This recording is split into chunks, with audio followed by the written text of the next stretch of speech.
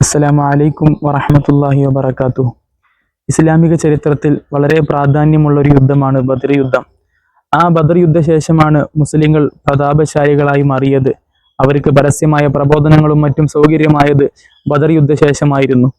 ബദർ യുദ്ധത്തിൽ ഒരുപാട് ശത്രുക്കളെ കൊലപ്പെടുത്തിക്കൊണ്ട് വിജയത്തിൽ പ്രധാന പങ്ക് വഹിച്ചത് ബഹുമാനപ്പെട്ട അലി റളിയല്ലാഹു അൻഹു ആയിരുന്നു. യുദ്ധവേളയിൽ ഒരുപാട് ശത്രുക്കൾ അദ്ദേഹത്തിന് ഏറ്റുമുട്ടാൻ വന്നപ്പോൾ എല്ലാവരെയും വകവരുത്തി. അങ്ങനെ ഒടുവിൽ 14 പേര് ഒപ്പം വന്നുകൊണ്ട് ബഹുമാനപ്പെട്ട അലി റളിയല്ലാഹു അൻഹുവിനെ വളഞ്ഞു.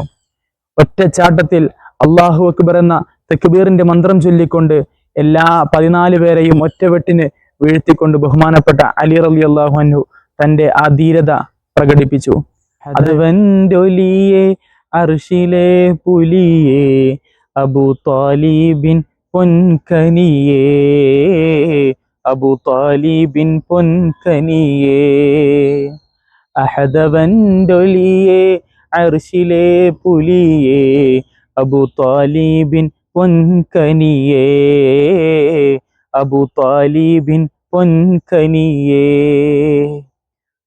ഈ ബദർ യുദ്ധ ചരിത്രം പാടിപ്പറയുന്ന മജ്ലിസ് നാളെ അസർ നമസ്കാരം മുതൽ നമ്മുടെ പള്ളിയിൽ ആരംഭിക്കുകയാണ്. നിങ്ങളെല്ലാവരും ആ മജ്ലിസിൽ പങ്കെടുക്കണമെന്ന് ഓർമ്മപ്പെടുത്തുന്നു.